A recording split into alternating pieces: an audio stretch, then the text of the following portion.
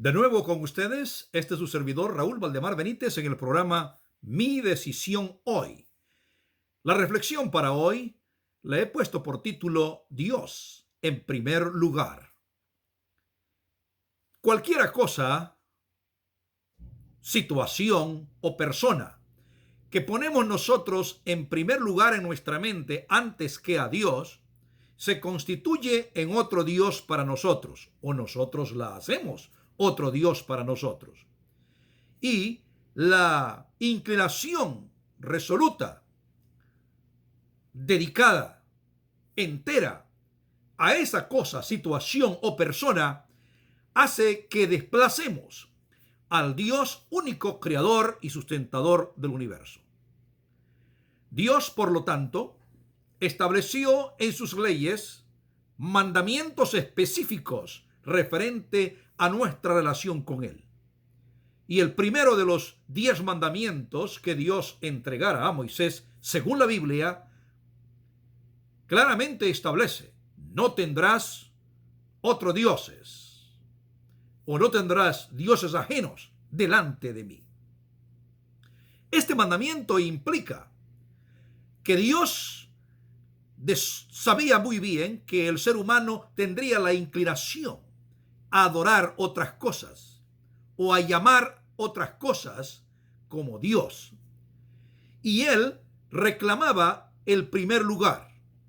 Reclamar en primer lugar en la mente de la criatura indicaba que la criatura estaría absorbiendo continuamente de la energía, de la vitalidad, de esa misericordia, de esas virtudes maravillosas que Dios tiene, y la persona o la criatura se sostendría de esa manera con Dios eternamente.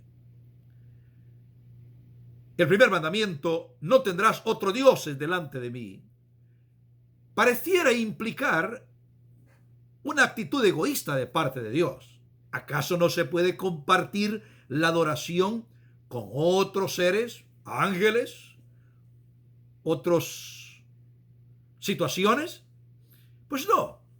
Sabemos nosotros por el contexto bíblico que por naturaleza Dios no es egoísta, es abnegado, se entrega básicamente. Dar en beneficio de sus criaturas, sostener el universo, es fundamental para él. Así que reclamar la adoración solamente para él no es un acto de egoísmo, porque él no es beneficiado con la adoración de la criatura. Los que somos beneficiados al adorar a Dios somos las criaturas. La inclinación de la criatura para desviarse a adorar otras personas, cosas o situaciones, tendría como consecuencia que la criatura se alejara de Dios. Y al alejarse de Dios, las consecuencias básicamente vendrían. No tendría la vitalidad, caería en lo que se llama el pecado o la separación de Dios.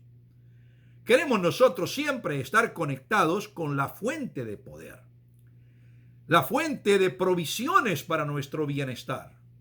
Y en este caso, esa fuente es Dios.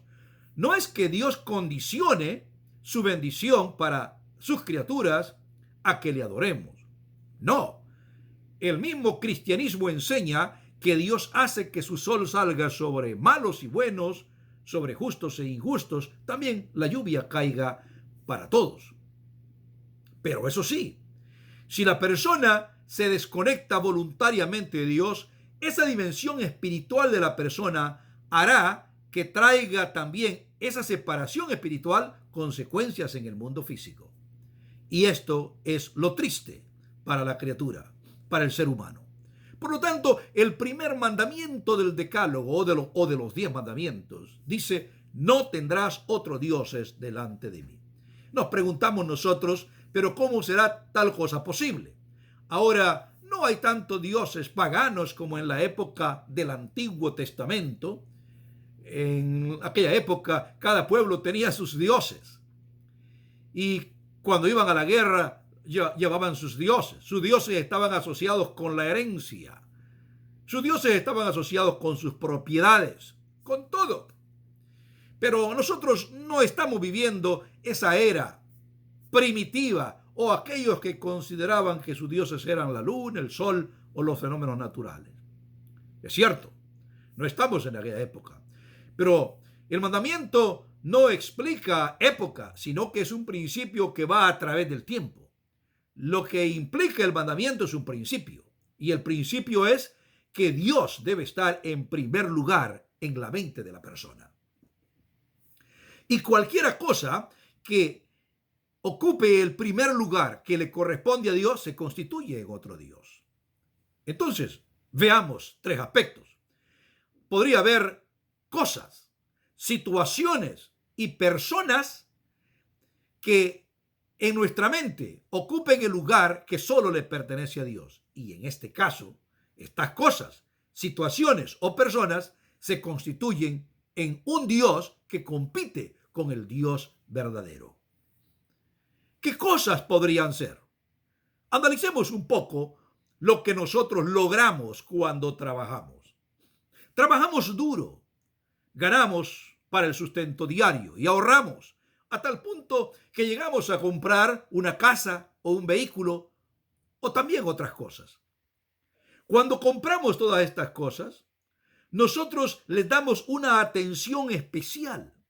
Muchas veces hasta dejamos de preocuparnos por nuestra condición espiritual por estar pendientes de las cosas que hemos conseguido, como nuestra casa, como nuestro trabajo, como los ahorros, los vehículos y las propiedades.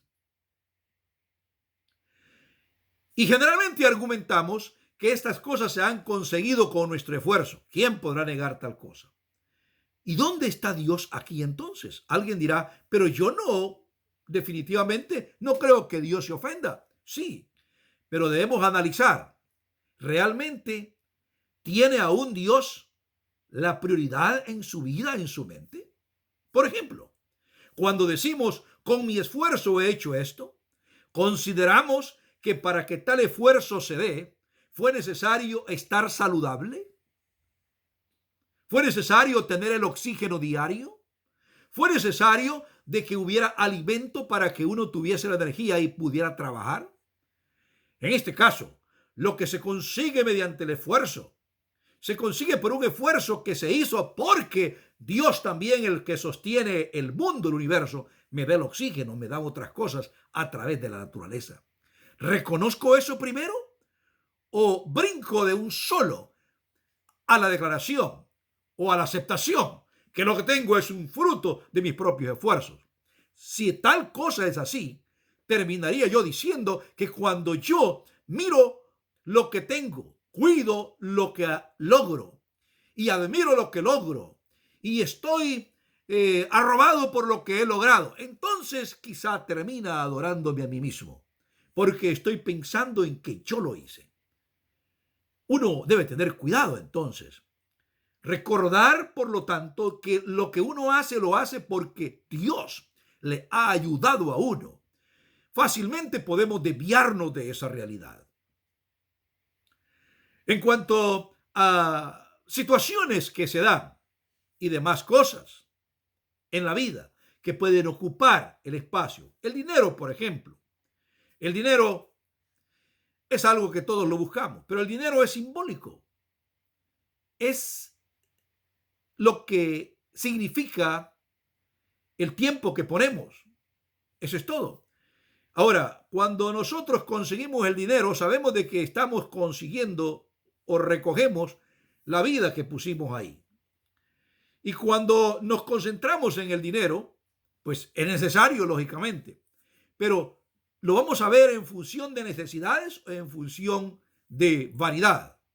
Vivimos en un mundo donde hay millonarios, billonarios, gente que tiene dinero para mantener un país por 20 años. Solamente una persona podría sostener el presupuesto de un país latinoamericano por 20 años, el capital de una sola persona, como en el mundo. ¿Cómo es posible que la riqueza sea tanto acumulada por unas pocas personas? Esa es una realidad.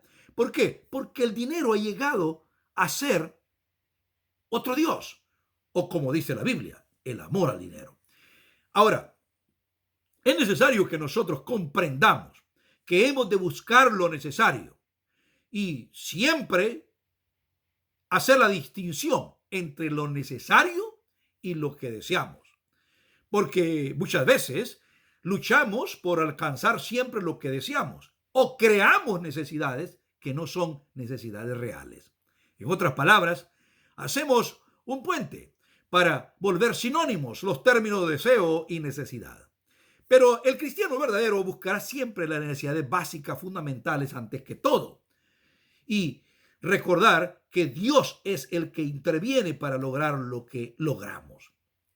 Otra de las cosas que intervienen en nuestra mente o influencian en nuestra mente, el que le demos un lugar especial, son las instituciones y las personas.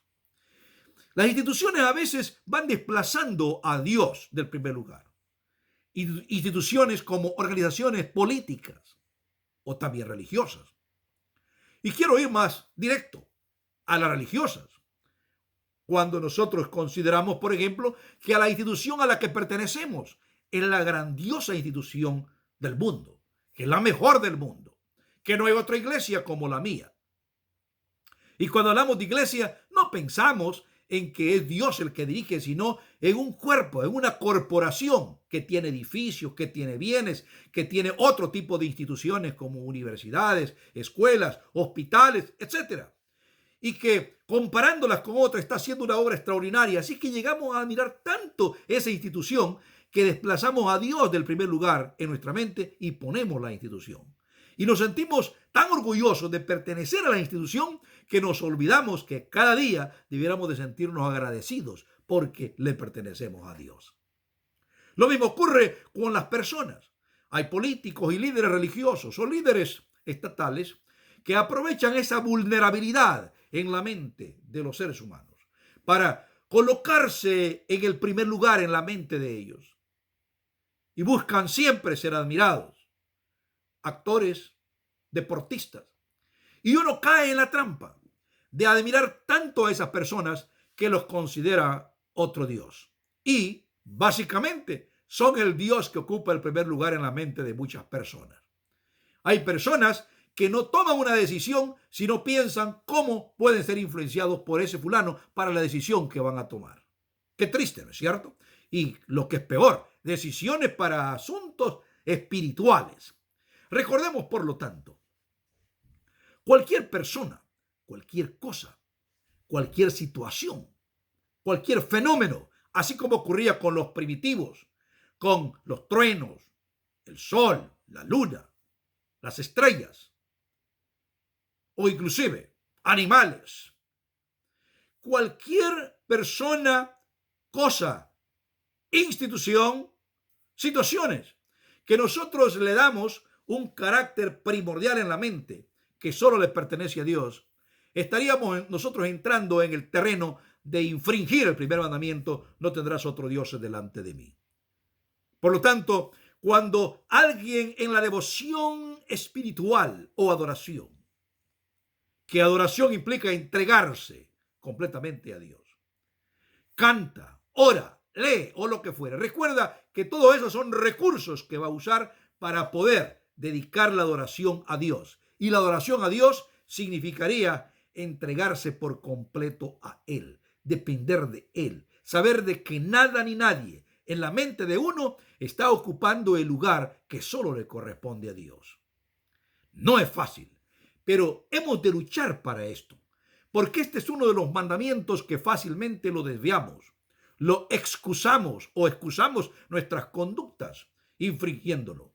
Pero si somos cuidadosos, nos daremos cuenta que corrigiendo nuestro acercamiento religioso a Dios o nuestro desarrollo espiritual o nuestra percepción de Dios y nuestra relación con Él, podríamos corregir el resto de las cosas. Dios te bendiga y pronto vendremos con otra reflexión parecida a esta también en el programa Mi Decisión Hoy.